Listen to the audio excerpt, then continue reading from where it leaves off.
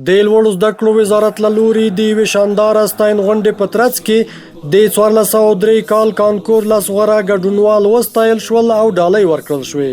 په یاده ستاین غونډه کې د لوړو زده کړو سرپرست وزیر شیخ الحدیث مولوي ندا محمد ندیم د کانکور غوره ګډونوالو ته وویل چې تاسو د هیواد ظرفیتونه یاست او په ټولنه کې لوړ مقام لرئ. ستاسې مقام ستاسې اهمیت په ټولنه کې خورا لوړ دی او ډیر دی. نو ځوانانو تاسې چې دا کم مقام ګټلی دی د خپل مقام حفاظت مو ډیر مهم دی. هغه ستاسې په کوشش ستاسې په زیار په لا خواري باندې کېږي چې نور هم ځانونه ستړي کړي. نوموړي لا یادو محصلینو څخه وغوښتل چې د دښمن په تبلیغاتو تیر نه وځي، خپل مقام او ایمان وساتي. یو شی چې نن موږ د هغه هدف سره د دښمن مخ یې هغه دا دی چې زموږ قدري خلک، اهل خبره خلک، پوهان دا دښمن ځان ته جلب کړي. دعوتونه یې روان دي، تبلیغات یې روان دي، تخریب یې روان دي، د اذهانو خرابېدل یې روان دي. دا نه د خوښه چې افغانستان کې خلک مسلکي و تخنیکي و اهل علم پاتې سي د افغانستان جوړ کړي. یا افغانستان کې داسې بچیان چې هغه د افغانستان وګړي افتخار په وکړي.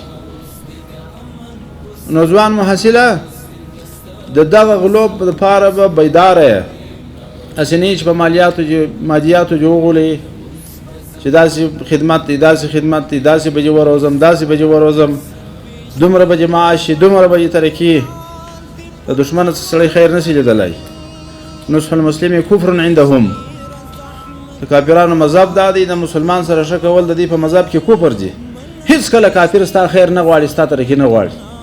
همدارنګه د لوړو زده کړو وزارت حقوقي سلاکار او د محصلانو چارو سرپرست معین شیخ عبدالله سیحان، د محصلانو د انسجام او همغږۍ رئیس قاضي کلیم الله محمدي، د امارتي محصلانو رئیس استاد حامد یعقوبی، د افغان نړیوال اسلامي پوهنتون علمي مرستیال ډاکټر رفیع الله عطا او نورو ویناوالو د کانکور غوره ګډونوالو هڅې وستایلې او هغوی خپلو درسونو ته متوجه کړل.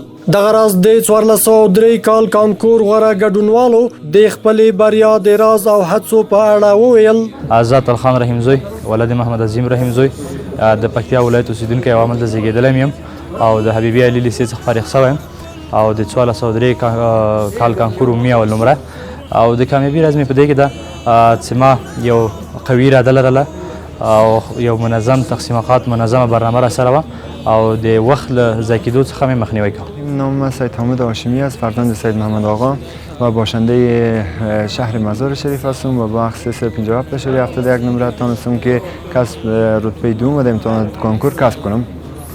و راز موفقیت واقعا در هر چیزی تلاش مهم است و هر راهی که انسان میره سختی‌هاش باید بکشه و واقعا تمام دلیلی که باعث شد ما در این راه موفق شدم اولا دعای پدر مادرم بود و همچنین تلاش های خودم که واقعا تلاش زیاد کردیم و همینا باعث شد که ما در اینجا برسم. زین الله یوسفی هستم، فرزند محمد یوسف مددی، صنف 12 از دارالحفاظ عالی مرکزی کابل 1433 با اخذ 315 نمره درجه اول را در امتحان مدارس حاصل نمودم. باید هر مسلمان در زندگی خود یک هدف را معین بکنه. بدون شک یک انسان وقتی که تلاش میکنه ور الله متعال هر هدف را که داشته باشه ور الله متعال میرسونه، چون وعده الله تعالی در قرآن عظیم شان همین طور است و الیس للانسان الا ما سعی. انسان چقدر که تلاش بکنه هدف تعیین بکنه طبق قرآن عظیم شان او در یک جای والا میرسه بدون شک.